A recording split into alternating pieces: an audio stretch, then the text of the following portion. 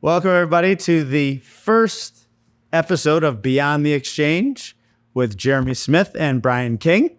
Actually, he's the founder and CEO. So, with Brian King and Jeremy Smith, he's got a huge ego. So we have to play to that throughout the podcast. So, Brian, what makes you so great?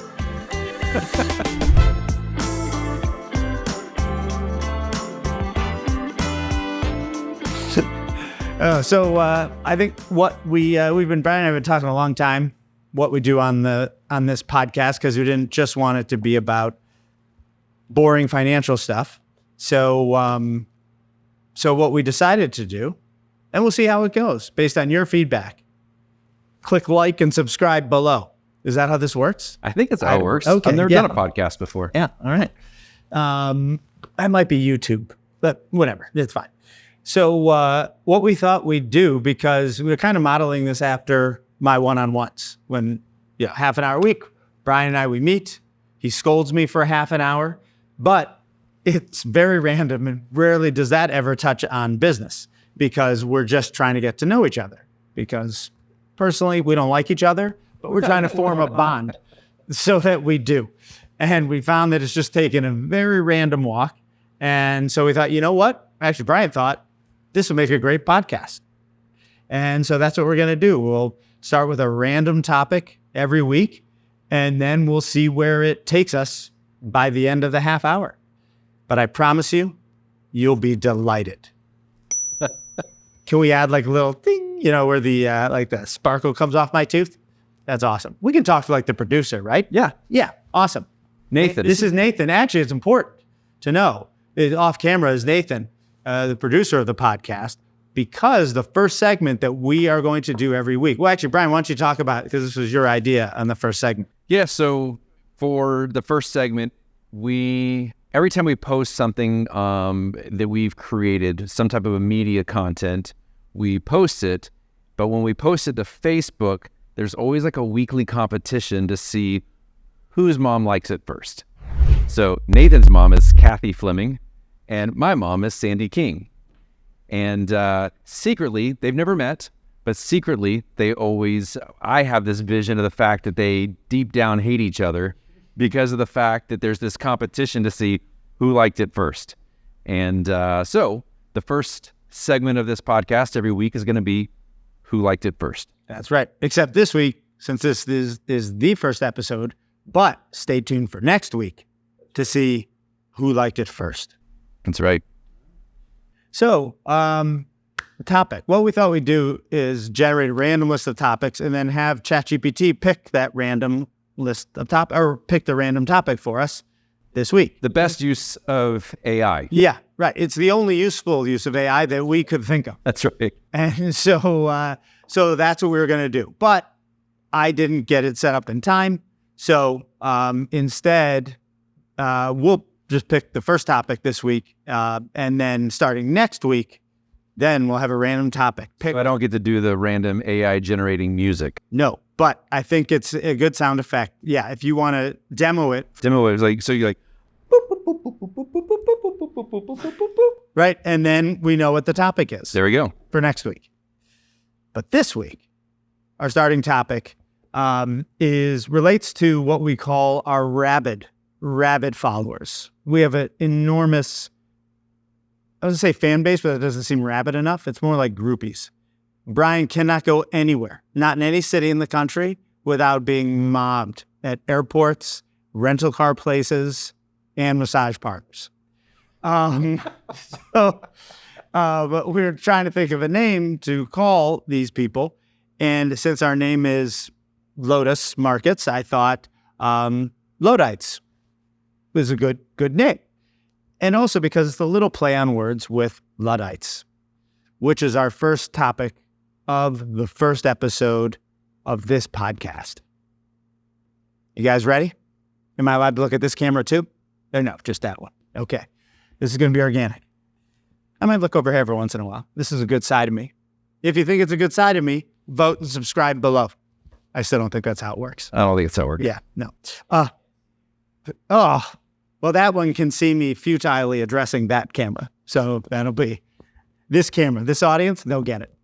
They'll get it.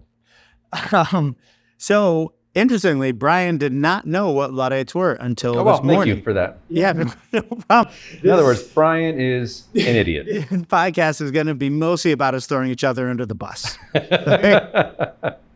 So what did you learn about Luddites that they were?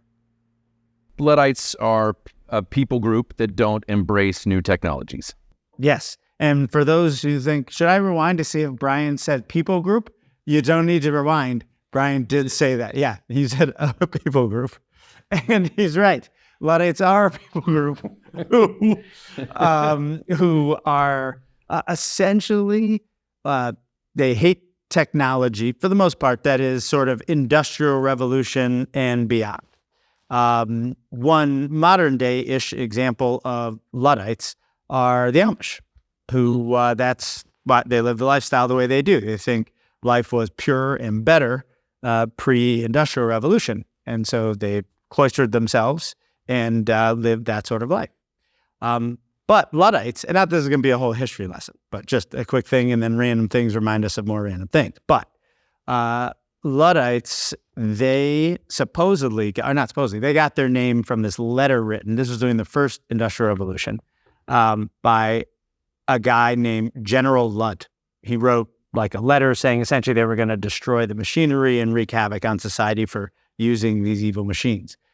But there's a debate as to whether he actually existed. Kind of like Shakespeare. Have you ever heard the debate on Shakespeare? I haven't heard the debate. No. What the bleep? Can I swear when we bleep these out, or should I bleep myself when we swear?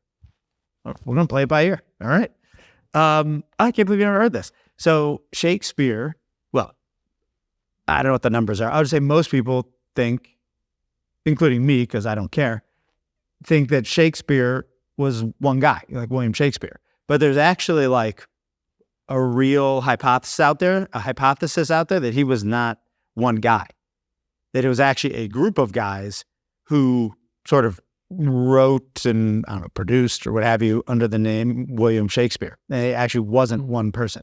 And I don't remember the evidence anymore on why people said that. I think like maybe changes in writing styles or something like that. But yeah, so supposedly, a belief is that William Shakespeare was not an actual person. It was a group of people writing under his name. Interesting. Yeah, because you're a play person and stuff, so I'm surprised you didn't know. Yeah, I'm not necessarily I'm not a play person. I'm a fan of musicals, first and foremost, which I know is one of your favorite categories of art. But has anyone ever thrown up live on a podcast, Nathan? No, we could be the first. We could be the first. Okay. But speaking of Shakespeare, though, and musicals, yes, one of my favorite musicals of all time is Something's Rotten. I don't know if you've ever heard of it or whatever, but the whole thing is about there's this guy who's a writer of plays, but every single time he gets outwitted by Shakespeare. Shakespeare is like a rock star in that particular time. And so he comes out and everything he writes is like, it's good, but Shakespeare, he's so much better. So he goes to a soothsayer to be able to say, okay, how do I write something better than Shakespeare? And ultimately the soothsayer, who's really fake, but ultimately comes up with all these solutions of how he could be a writer of musicals. And so soothsayer, or how the guy who sought his advice? Yeah, right. The guy who sought his advice. So which was supposedly the origination of musicals. And so what they do is they actually make a play on other musicals, like ones that everybody knows, and they build them into songs, and it almost becomes like a spoof on musicals. Now wait, is super creative? Is that actually where they think musicals came from, or this was just like a Forrest Gump kind of thing? Yeah. Okay, gotcha. The that actually kind of sounds familiar. Was there a movie about it with maybe under a different name? Not that I know of, no. I vaguely remember something, not about the musicals, but about some guy competing with Shakespeare and something, but I don't know. I laughed the hardest at that musical than probably any other musical I've seen. Really? Yeah. What are your top 3 musicals? Brian's a huge musical fan. Oh, he said that already. Well, yeah. That's I'm going to repeat everything Brian says because that makes compelling content. It does. I don't know. It's hard to say. I was probably, if I had to say the top 4, so I'm going to stretch it. Instead of saying 3, I would say top 4. And So You're the founder and CEO. Les Miserables was probably my favorite. That's what got me loving musicals to begin with. Fast forward to Something Rotten because it's one of the funniest. Musical about musicals. And then Dear Evan Hansen, probably mainly because of the music. That was a movie. Did they make that into a movie? They made the musical into a movie. Yeah. But the movie wasn't a musical. Correct. Okay. Correct. I think you said that right. And then probably the last one, to me, it kind of brought a whole new audience to musicals, but it'd be Hamilton. Yes. So for those of you who know me, which are none of you, and therefore I'll say this, as I said before, that was why I said I was going to throw up when Brian mentioned musicals, because I don't like plays and I hate musicals, except for one, which is Hamilton, which I told you is not only is it amazing and that I love every minute of it, but it is, and I say this without hyperbole, one of the top 10 greatest pieces of artwork ever created in history. The thing was so brilliant. Like, to make a musical out of Alexander Hamilton, one, is brilliant. Two, to make it actually amazing is brilliant. And three, all the little details and everything they did, I just, like, I've listened to the soundtrack probably, I'm not kidding, 50 times. I know all the words to every song in the first act. Wait, act is half, right? That's the first half of it. Well, kind of, but sure. Now my younger daughter, Sydney, she has every word of every song fully memorized, and it's holy cow, pretty impressive. Yeah, So a lot of times we'll just randomly go into quoting lines of Hamilton. Yeah, well, there are some phenomenal lines of Hamilton. I love. So when Alexander Hamilton it was the second song, and he was of the first act, which means half for anyone who doesn't know musicals or plays. He was meeting Aaron Burr, and he was just every word or every other sentence was Burr, sir, and sir, Burr, and Burr. And he's like, I punched the guy at the college who handles the financials. And Aaron Burr was like, you punched the bursar. Yeah. That was brilliant. I love that line. I also love the line where Aaron Burr was approaching Angelica, Hamilton's wife's sister. And she said to him, he introduced himself. He said, hi, I'm Aaron Burr. And she goes, Burr, you disgust me. And he goes, so you disgust me. Oh, so good. Yeah. Such a brilliant line. There were so many of those. I love that musical. And one of the other reasons I love the musical, though, is because I love American Revolutionary history. Love it. But I would say, speaking of Luddites, I would say that Hamilton was kind of, in a way, not necessarily new technology, but it was such a break away from traditional musicals. It's kind of a similar thing, right? There's a lot of people that hated Hamilton because of the fact that it was so foreign to the traditional format for musicals. Like, it lacked, in many cases, music. Like, people don't always consider rap to be music. Oh, that was one of the things that I found because I love American Revolutionary history. I heard about Hamilton before it was even like a play, or I should say before it was like released or launched. Because he was writing songs or segments, right? And then they would slowly get leaked out. Exactly. And on my history podcast that I would listen to, because it was about Revolutionary era American history, they started to talk about it. And when the two things that I am a huge premise guy, like plots, dialogue, actors, their acting, all that sort of stuff. I mean, it's like an important part of movies or plays or books, but I don't really, that's not what gets me. What gets me is the premise. If it's like an interesting premise, then I'm in. And so with Hamilton, what really got me before, again, it was, what's it called? Not released, launched. What's it called when you open it up on Broadway? Premiered. It seems like you were guessing there. Do you not know what it's called when a play first comes out? It's a premiere. I thought it was kind of like how you didn't know that I didn't know. Like, you didn't know that I knew the word Luddite. I'm like, wait. You were shocked. It's a premiere. As the obvious word you're looking for, premiere. I gotcha. So before it premiered, they said that all the founding fathers were going to be, or every character, but the founding fathers were going to be played by minorities, which was really interesting. And then 2, that it was going to be rap, which was really interesting. Now, here's the thing. This third thing, I vaguely kind of recall hearing, but I don't know if I just made it up in my head. And I tried to Google it, I did Google it, but I couldn't find necessarily what I was looking for, which is that, and again, I could be misremembering or making it up, but that Hamilton was, or the raps in Hamilton, let me see how to put this, followed the evolution of rap. The style of the raps used. Like the first rap used in Hamilton was like one of the earliest like formats, beats, what have you, of rap. And each song, as it went on, kind of followed the evolution of rap in terms of the, as it evolved, again, with its formats and, all that sort of stuff.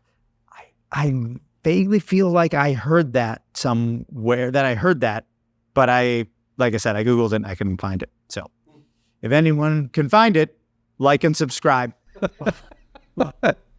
Now, one thing also, and we don't have to spend the whole time on Hamilton, but that's really fascinating is that one of the real benefits to making it rap versus a traditional musical is the fact that you can say so many more words per minute. Yeah. So the average word per minute in Hamilton was like 144 words per minute.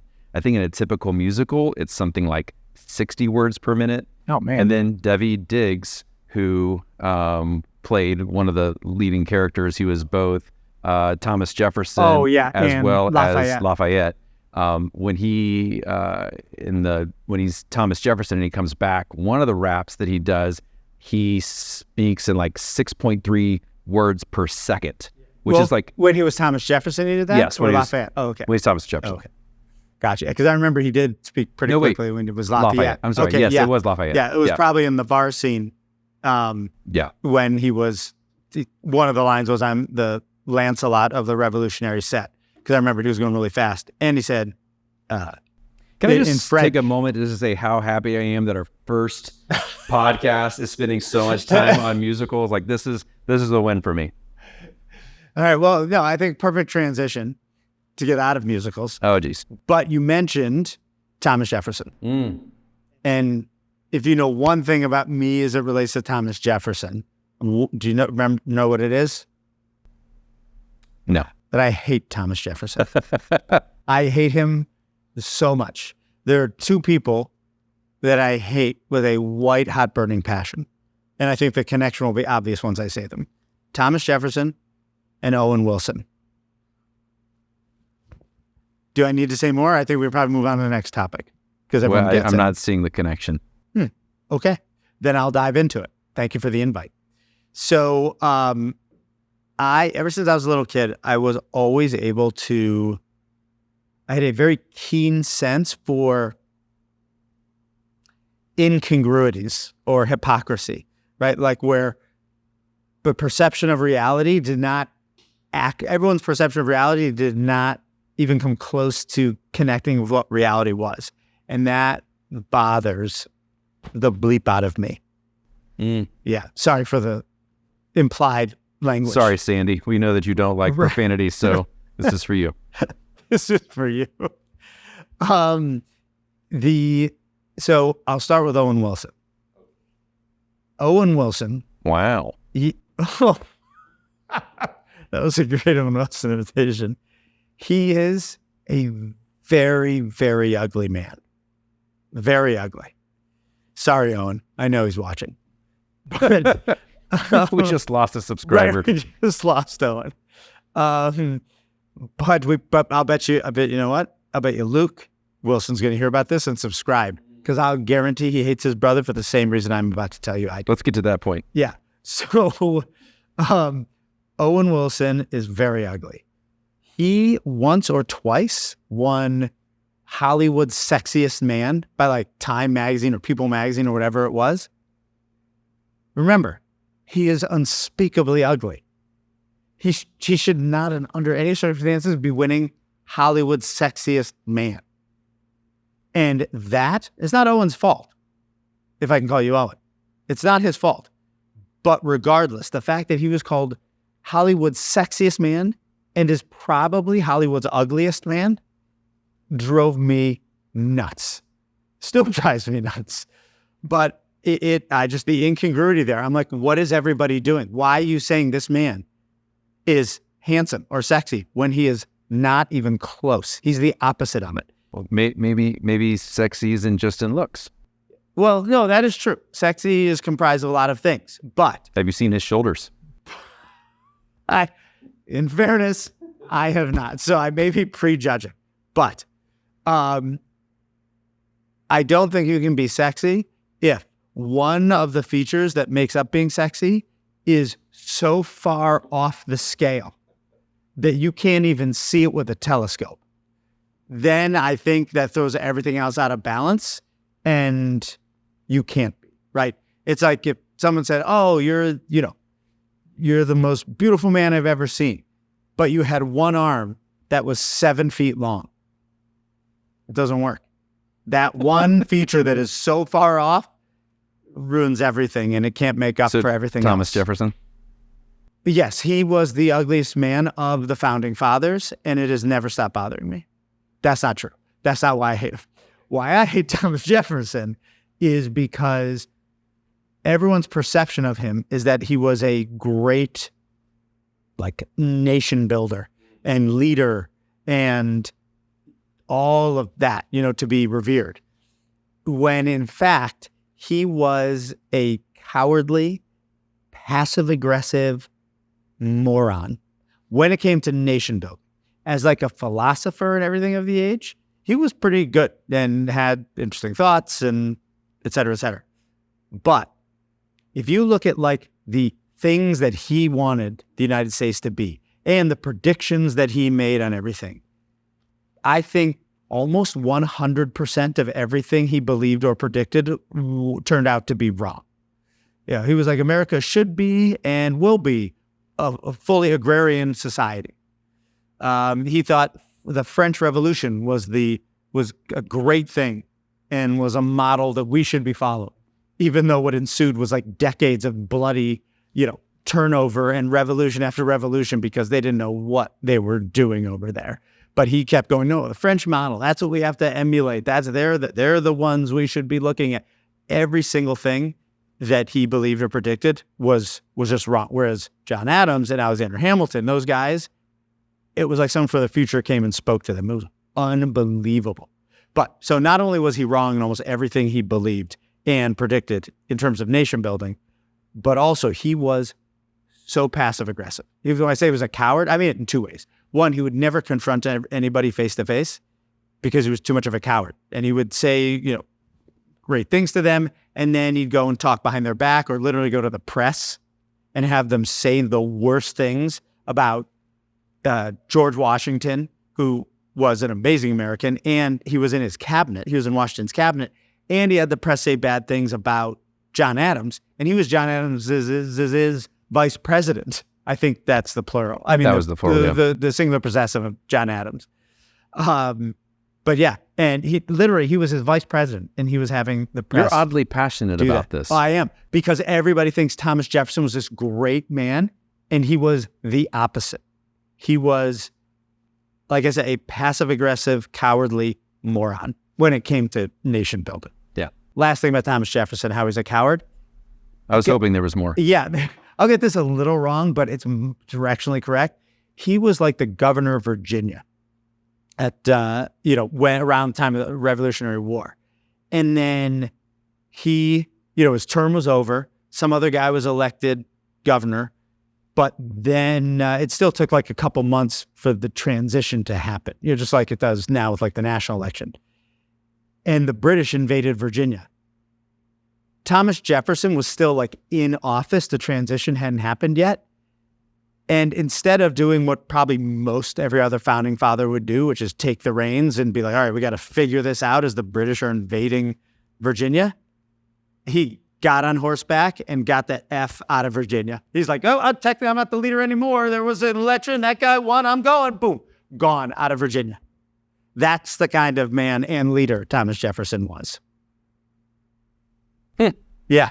Interesting. That's right. And that's why. And again, if you were just that kind of guy, I'd be like, oh, well, that's kind of crummy. What a bad founding father. But the fact that everybody reveres this guy and it's that incongruity that drives me nuts. Just like if Owen Wilson said that he was ugly. I'm sorry. If everyone said Owen Wilson was ugly, I'd have no problem with that ugly man. None whatsoever. What if? Yes. What if we made a musical Okay. about Thomas Jefferson? I'm listening. Starring Owen Wilson. Owen Wilson as Thomas Jefferson. Honestly, two things. One, the symmetry there is delicious. But secondly, the other reason I would love that, other than the symmetry, is because the only reason that play would be made, or the musical or whatever, is because of me. Because I imagine I'm the only person in the country that possesses this unique but now all of a combination sudden, of opinion. the whole world is going to say, holy crap, Right. Thomas Jefferson is so sexy. There you have it. From Luddites to Owen Wilson. Stay tuned for next month when we go from cats to dogs.